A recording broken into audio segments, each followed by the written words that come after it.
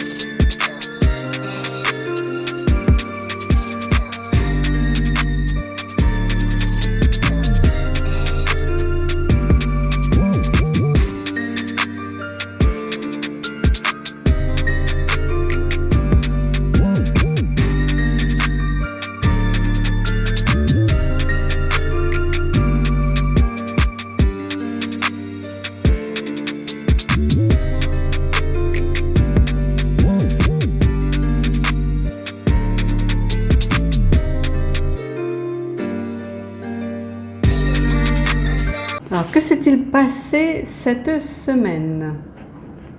L'inflation est en baisse. Aux États-Unis, ça y est, le verdict est tombé. L'inflation aux États-Unis, qui mesure l'évolution des prix payés par les consommateurs dans divers secteurs, comme l'alimentation, le logement, les loisirs, etc., a été publiée et elle est ressortie au-dessus du consensus des analystes qui tablaient sur un chiffre à 4,5% ce mois-ci. Or, elle est ressortie à 4,6%. Mais tout de même, note positive, elle est en légère baisse par rapport au mois précédent, avec une inflation qui était ressortie à 4,7%. Mercredi prochain, nous aurons la décision sur la hausse des taux d'intérêt aux États-Unis, ce qui apportera son lot de volatilité sur les marchés et les crypto-monnaies.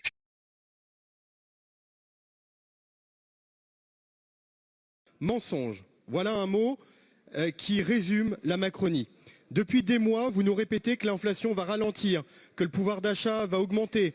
Vous nous annoncez maintenant une baisse des prix de l'alimentaire de 5%. Quelle honte! Quelle honte de mentir aussi effrontément aux Français. Même TF1 peine à comprendre vos calculs et vos sources. Mensonge encore quand la ministre Olivia Grégoire nous annonce une baisse de 13% des prix dans le panier anti-inflation. Annonce aussitôt ridiculisée par les associations de consommateurs compétentes que vous insultez désormais. Mais l'INSEE lui-même indique que les prix de l'alimentaire explosent avec en moyenne près de 15% d'inflation sur ces produits, jusqu'à 30% sur la viande ou 20% sur les pâtes. Je vous invite à aller dans un supermarché pour faire des courses et non des photos. Pour faire votre plein de courses et non pour boire les douces paroles d'un géant de la distribution. Trop de mensonges entraînent la contradiction. Pourquoi, monsieur le ministre de l'économie, se sent obligé d'intimer l'ordre aux distributeurs de baisser leurs prix d'ici fin juin en réouvrant de vaines négociations si les prix ont déjà baissé, comme la première ministre nous l'a indiqué? Madame la première ministre, la baisse des prix de l'alimentaire ne se décrète pas par 49.3. Monsieur le ministre de l'économie, la baisse des prix de l'alimentaire ne se décide pas dans un roman dont vous écrivez l'histoire. Incapable, ce sont ces mots qui reviennent dans la bouche des Français sur les marchés et dans les supermarchés quand ils voient le montant de leur plein de courses exploser et qu'ils vous entendent. Incapable d'agir efficacement, vous mentez encore sur l'impact positif pour les Français de la proposition de Marine Le Pen de supprimer la TVA sur 100 produits de première nécessité. Alors Madame la Première ministre, quand allez-vous arrêter de mentir aux Français? Quand allez-vous reconnaître l'échec de votre politique sur le pouvoir d'achat, l'inflation et surtout quand allez-vous penser aux Français à les protéger et à les aimer? 6% de hausse des prix en France, c'est encore beaucoup, mais c'était 6,9% en avril. En Allemagne, c'est 6,3% en ce même mois de mai sur un an, alors que c'était 7,6% le mois précédent. Et en Espagne, on est à 2,9%. Comment explique-t-on ce reflux? Tout simplement par le ralentissement de la hausse des prix alimentaires et la poursuite de la baisse des énergies, sans oublier la baisse mondiale des matières premières qui permet de fabriquer les produits alimentaires entre autres pour moins cher, ce qui se traduit par un montant du ticket de caisse un peu plus faible qu'il y a quelques semaines. Et pendant ce temps-là, l'inflation... Alors vous savez, en économie, il y a une expression qui dit que quand les prix montent, ils prennent l'ascenseur, et quand ils descendent, ils prennent l'escalier. Et moi j'ai rajouté, et l'escalier est en panne. Bruno Le Maire, il a dit, les prix vont baisser. Donc c'est bon, Les prix vont augmenter, c'est bon. C'est lui qui avait dit on va mettre à genoux l'économie russe. Ça doit être des basketteurs, parce que même à genoux, ils sont plus grands que nous, les mecs. Hein.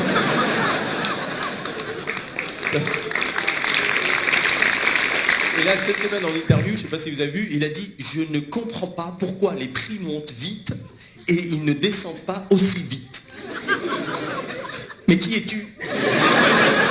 Mais fais fleuriste si tu comprends pas ça.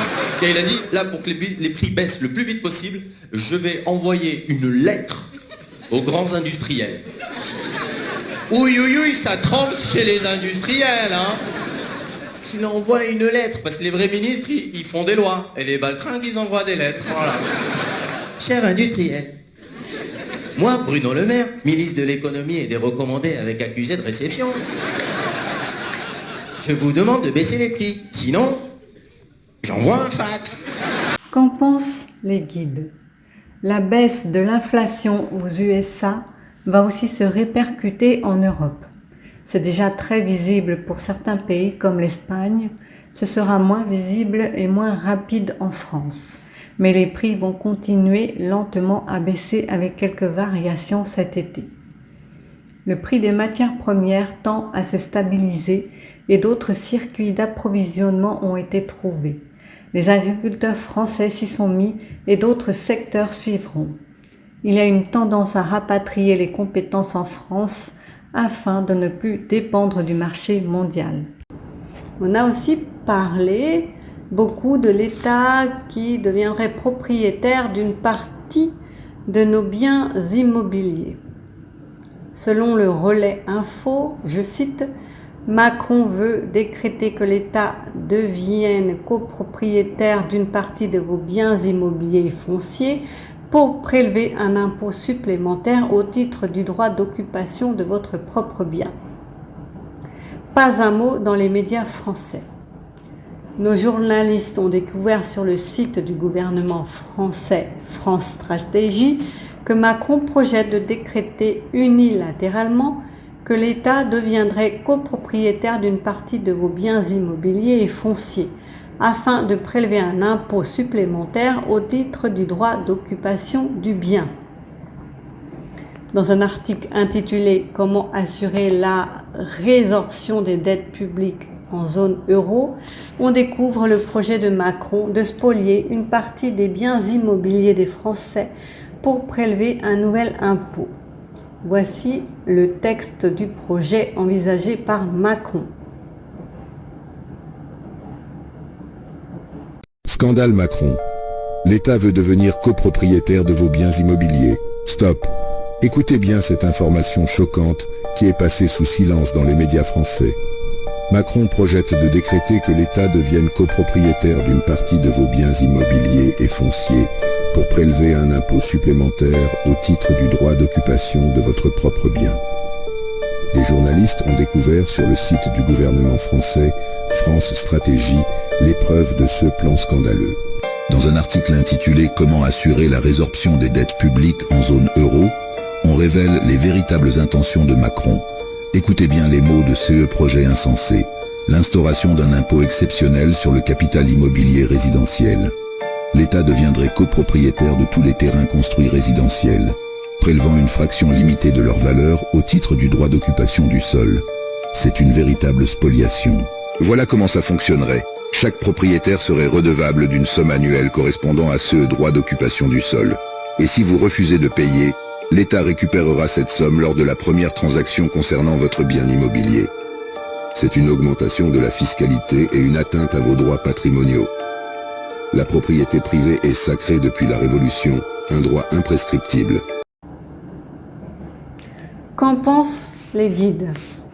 Il n'aura pas le temps de mettre cela en place.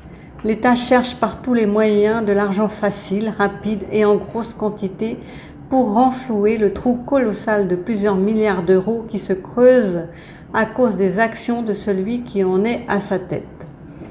Ponction sur le livret A, nouvel impôt sur les droits d'occupation du sol, chasse aux fraudeurs, mise en place d'une date de péremption sur l'argent que vous avez sur votre compte et d'autres mesures qui sont à venir. Tout cela n'est qu'une manière détournée d'enfoncer la France dans la pauvreté d'enlever à la population tout espoir de s'en sortir financièrement, de posséder des biens ou de l'argent. Ils souhaitent instaurer la précarité dans tous les domaines de la vie afin que vous n'ayez plus rien. On a aussi beaucoup parlé cette semaine des retraites. Je vous laisse écouter les différentes vidéos qui sont très explicites et instructives. Bonjour à toutes et à tous. Cette petite vidéo pour vous lancer une alerte sur ce qui est en train de se passer à l'Assemblée nationale et qui est extrêmement grave. Ce jeudi 8 juin, c'est la niche du groupe Lyot. Et dans le cadre de cette niche, le seul jour où on peut inscrire des textes à l'ordre du jour, eh bien, la NUPES a co-signé un texte avec le groupe Lyot pour abroger la retraite à 64 ans, donc la supprimer. Il se trouve qu'en ce moment, il y a une grosse bataille à l'Assemblée nationale avec un gouvernement qui essaye de faire pression et sur l'Assemblée, et sur la présidente de l'Assemblée, et sur le président de la Commission des Finances, et sur l'ensemble des oppositions pour qu'on ne discute pas ce texte. Je vous explique. Dans les retraites, vous avez suivi, on a déjà eu de la part du gouvernement un loto autoritaire absolument incroyable qui n'a jamais été vu en Ve République. Le 49.3, ça permet, vous avez compris, d'adopter un texte sans qu'il soit voté, puisque, vous le savez, l'Assemblée nationale allait voter contre la retraite à 64 ans. Vous avez ensuite le 47.1 qui permettait pour la première fois de faire passer un texte de fond par un projet de loi de financement rectificatif de la sécurité sociale qui permet d'utiliser le 49.3 et de limiter le temps de débat. Ensuite, moins connu, le 44.2 qui permet de supprimer plein d'amendements dans une discussion. Et le 44.3 utilisé au Sénat qui permet, lui, de faire un vote bloqué et de ne pas voter sur chacun des amendements comme ça se fait normalement. Et bien là, fin du loto autoritaire, ils utilisent maintenant l'article 40. Alors l'article 40, c'est quoi? L'article 40, c'est de dire que lorsqu'il y a une proposition de loi ou des amendements, on n'a pas le droit de créer des dépenses. On n'a pas le droit de créer ce qu'ils appellent des charges financières sans que ça soit gagé sur, par exemple, des ressources, je sais pas, aller chercher les super profits ou ce qui se fait le plus souvent sur le prix du tabac. Ensuite, ce n'est qu'une norme. On enlève cette charge-là, on enlève ce gage-là et on fait ensuite la proposition de loi. Donc, ils utilisent l'article 40 pour dire que cette proposition de loi serait irrecevable et qu'on ne pourrait pas la discuter. Or, comme dans toutes les propositions de loi, le bureau de l'Assemblée nationale, présidé par Yaël Braun-Pivet, présidente de l'Assemblée, a déjà décidé que cette proposition de loi était recevable. Donc il n'y avait pas de problème. Et ça va dans la coutume de ce qui a été fait depuis des années et des années sur cette question-là pour permettre une initiative parlementaire. Je vous dis à quel point c'est un prétexte. En fait, il y a quelques semaines, on a discuté d'un texte qui s'appelle Bien vieillir. Et dans ce texte qui s'appelle Bien vieillir, il y avait 7 à 8 milliards de coûts dans cette proposition de loi qui étaient gagés sur le tabac. Donc, exactement pareil que celle qui est proposée par Lyot aujourd'hui. Donc, qu'ont-ils fait? Ils ont saisi le président de la Commission des Finances pour qu'il donne un avis pour savoir si cette proposition de loi était recevable, si on pouvait la discuter, ou irrecevable. Eh bien, Éric Coquerel a donné sa décision et a décidé sur une longue jurisprudence avec des arguments qui sont extrêmement solides, que oui, cette proposition de loi était bien recevable. Et pire, que si on mettait ça en jeu, alors ça voudrait dire qu'il ne pourrait plus y avoir une seule initiative parlementaire dans cette Assemblée. Donc, il a jugé cela recevable. Alors là, levée de bouclier du gouvernement, des macronistes à l'Assemblée, qui expliquent que Éric Coquerel serait le pire président de la Commission des Finances de l'histoire de l'Assemblée. Maurice Papon a été président de la Commission des Finances, pour vous dire jusqu'à où ils vont, pour expliquer que ça serait une décision partisane. Ça ne l'est pas. Je vous parlais de la PPL Bien vieillir, mais on peut vous parler de tout l'historique des décisions qui ont été prises au moins depuis 2009, qui vont toutes dans le même sens, c'est-à-dire protéger le droit à l'initiative parlementaire et le droit du Parlement juste à pouvoir avoir une initiative parlementaire pour légiférer. La deuxième chose, c'est que ces gens oublient complètement ce qu'on appelle la séparation des pouvoirs dans ce pays. C'est quand même incroyable de voir un gouvernement qui veut lui-même dicter sur quelque chose qui est parlementaire, ce qui serait constitutionnel, non constitutionnel, ce qu'on pourrait discuter ou ne pas discuter. Alors pourquoi est-ce qu'ils ont peur? Je vais vous expliquer, c'est simple. La Première ministre l'avait dit lors du premier 49.3, le compte n'y était pas. Donc si on va au vote le 8 juin sur cette proposition de loi, ils savent très bien que l'Assemblée nationale votera contre la retraite à 64 ans et vous imaginez le signal politique que ça envoie dans le pays. Donc ça magouille à fond. Bonjour, alors petite explication sur ce qui vient de se passer d'absolument incroyable à l'Assemblée nationale, là en commission des affaires sociales. Vous avez suivi, les macronistes font absolument tout pour qu'il n'y ait jamais de vote de l'Assemblée nationale sur la réforme des retraites, et pour cause, parce qu'ils se savent perdants au sein de l'Assemblée nationale, comme ils sont perdants d'ailleurs dans l'ensemble du pays, puisque une immense majorité de Français sont contre. Alors, la prochaine étape, c'est qu'il y a une proposition de loi déposée par Lyot jeudi prochain qui doit s'examiner. Et pour que cette proposition de loi ne soit pas examinée dans l'hémicycle telle qu'elle, pour qu'elle ne soit pas votée telle qu'elle dans l'hémicycle, ils viennent de magouiller en commission des affaires sociales. D'abord, ils ont remplacé certains députés qui étaient favorables à cette proposition de loi Lyot, donc au retour à 62 ans, ils les ont remplacés par des députés qui, eux, voulaient la retraite à 64 ans. Du coup, ils ont créé une commission dans laquelle les macronistes étaient majoritaires, et là, ils ont supprimé l'article principal de cette proposition de loi, tranquillement, en se disant que la semaine prochaine, si on veut le réintroduire en séance, ils ont encore une cartouche, qui est l'article 40. Donc vous avez suivi, il y a eu le 47.1, le 49.3, il y a eu les 44.2, 44.3. Alors là, maintenant, c'est l'article 40 dont on entend parler, et c'est tout à fait scandaleux. Yael Braun-Pivet décide qu'elle pourrait juger irrecevable une proposition de loi dans laquelle on remettrait un article qui était déjà là au départ et qui avait déjà été jugé recevable par le bureau et par surtout le président de la commission des finances, Éric Coquerel. Donc c'est le rôle de juger la recevabilité. Donc ils sont en train absolument de nous enfumer, et l'étape d'après, c'est que la magouille sur le gâteau, c'est que là en commission on avait déposé beaucoup de sous-amendements justement pour pouvoir faire durer la commission et pour pouvoir dire à Yael Braun-Pivet, nous on n'arrêtera pas de débattre, on n'arrêtera pas de défendre nos amendements tant que vous vous engagerez pas à ne pas à permettre ce vote à l'Assemblée nationale, tant que vous engagerez pas renoncer à toute obstruction. Eh bien, on voulait donc engager ce rapport de force, et là, la présidente de la commission des affaires sociales a décidé qu'on n'étudierait pas nos amendements. Et ça, c'est vraiment quelque chose qui ne s'est jamais vu. Il y a même quelque chose dans la Constitution qui s'appelle le droit d'amendement. Et donc là, on se retrouve avec quand même une situation très très grave dans le pays où l'opposition parlementaire n'aurait plus le droit de déposer des propositions de loi parce qu'on leur mettrait des articles 40 qui les rendraient irrecevables, et n'aurait même plus le droit d'amender des propositions de loi parce qu'on déciderait que leurs amendements ne sont même pas étudiés. C'est gravissime, et évidemment, il faut être très très très nombreux dans la rue le 6 juin prochain, envoyer très fortement le message que oui, nous avons envie que le 8 juin soit débattu et soit voté cette abrogation de la réforme des retraites imposée par Emmanuel Macron, et pour envoyer le message que dans une démocratie, il n'y a pas 36 000 solutions, c'est toujours le peuple qui a le dernier mot. Présidente, est-ce que vous êtes en train de vous rendre compte de ce que vous êtes en train de faire? Donc nous n'avons plus le droit d'amendement dans cette Assemblée. Enfin, c'est quand même extraordinaire, parce que tout le monde a bien compris, et je veux que toutes celles et ceux qui nous écoutent comprennent ce qui est en train de se passer. La suppression de l'article 1 n'a qu'un seul but. Il a pour but que lorsque nous essaierons, avec le groupe Lyot, de rétablir l'article 1 tel qu'il était initialement rédigé, pour supprimer le passage de 64 ans, pour le faire revenir à l'âge de 62 ans, eh bien, de faire en sorte que la présidente de l'Assemblée nationale puisse activer l'article 40 et qu'elle déclare irrecevable cet amendement, en espérant qu'ainsi, alors que les Français vont manifester, je l'espère encore par millions le 6 juin, d'avoir le 8 juin un débat uniquement sur je ne sais quoi, mais qui ne sera pas le report de l'âge de départ à 64 ans, sur lequel, là aussi, je le rappelle, l'intersyndicale dans son entièreté, des millions de Français, l'immense majorité, sont opposés à cela.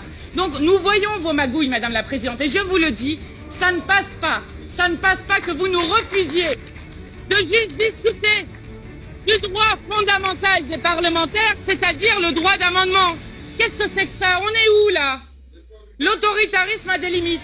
Madame la Présidente, l'autoritarisme a des limites. Madame la...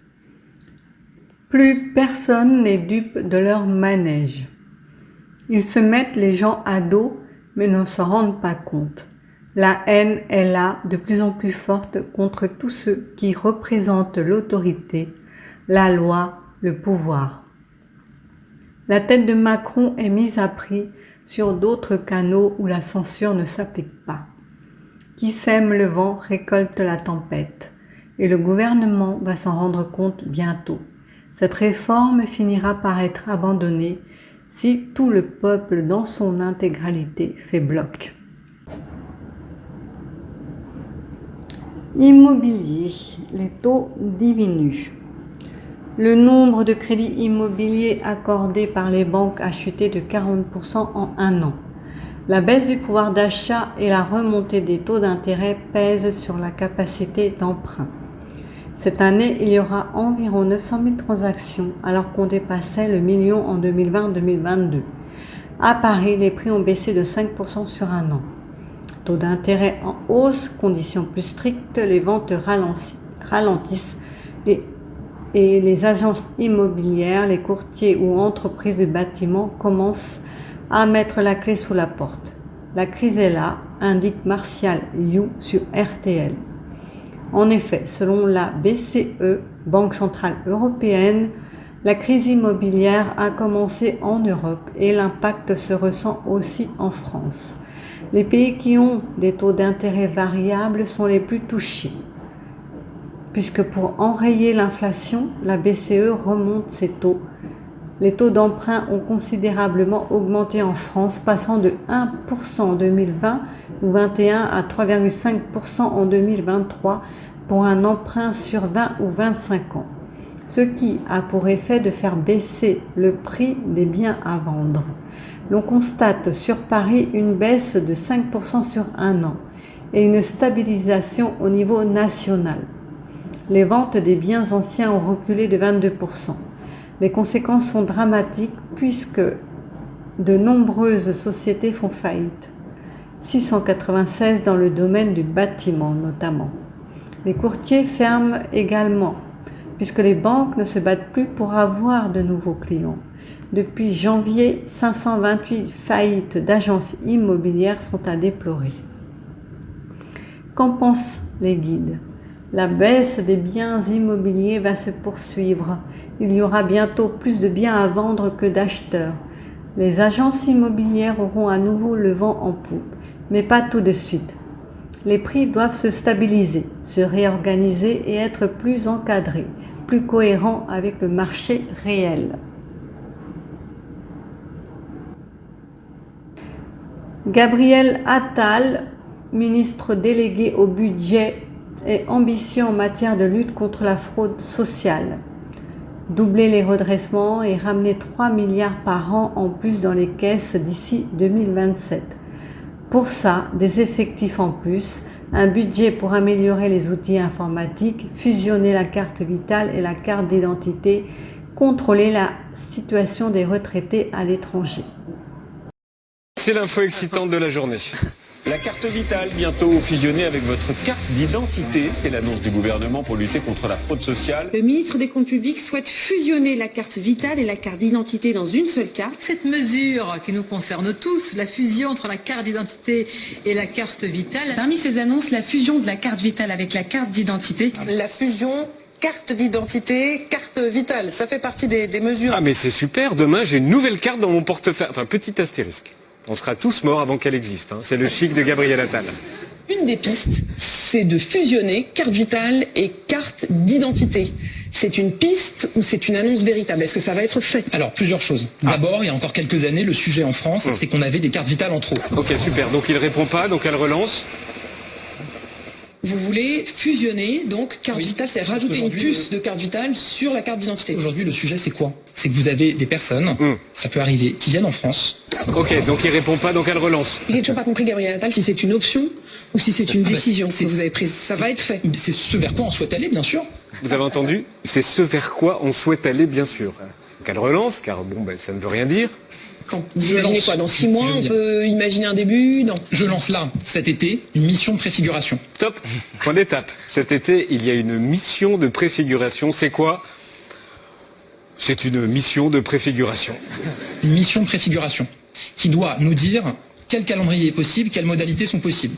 Je lui demande qu'elle nous remette son rapport avant la fin de l'année. Ok, donc la mission de préfiguration de cet été va décider de la réunion de décembre sur le calendrier de si c'est possible d'avoir une carte. Et ça, on le saura en décembre. Donc on résume. Si on reprend les choses, ça veut dire que vous commencez à dire que ce serait une bonne idée. D'ici la fin de l'année, on va vous dire si c'est réaliste. Et ça veut dire que ça ne sera véritablement fait que quoi, dans 2 ans? Pas du tout. Ok, donc on sera tous morts avant d'avoir une nouvelle carte dans nos portefeuilles.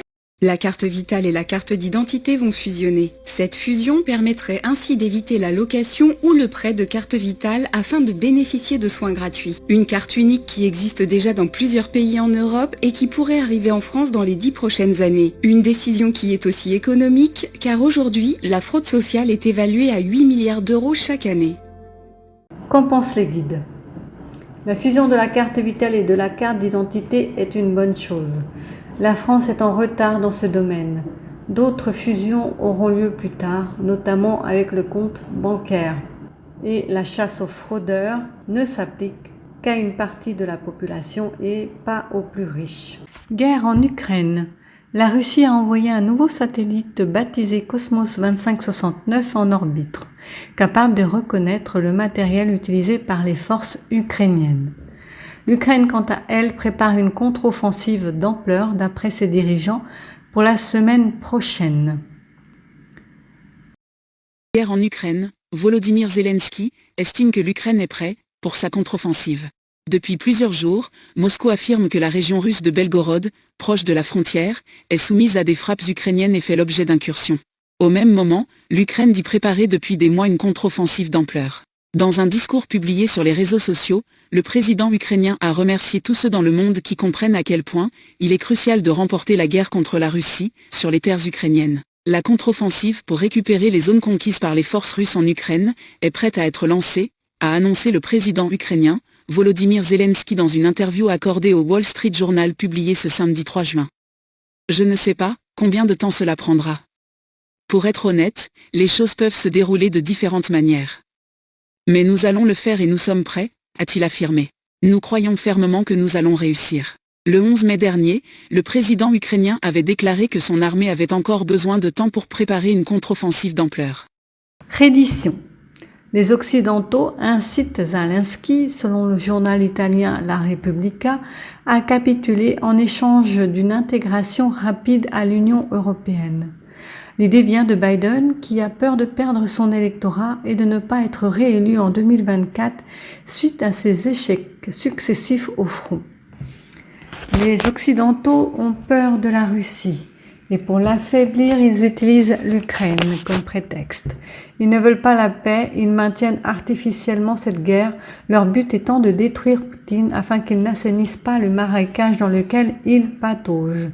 Poutine est vu comme un empêcheur de tourner en rond et de ce fait, il doit disparaître.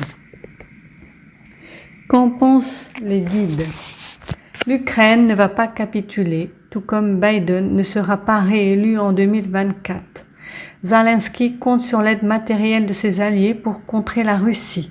Il pense pouvoir renverser la situation et gagner la bataille. Il pense pouvoir inciter d'autres pays à entrer dans le conflit. Biden a fait trop d'erreurs, trop de casseroles qui lui collent aux fesses. Il est vieux, il ne reconnaît pas grand monde, perd l'équilibre souvent. Ses jours sont comptés, il n'a pas la force pour un second mandat.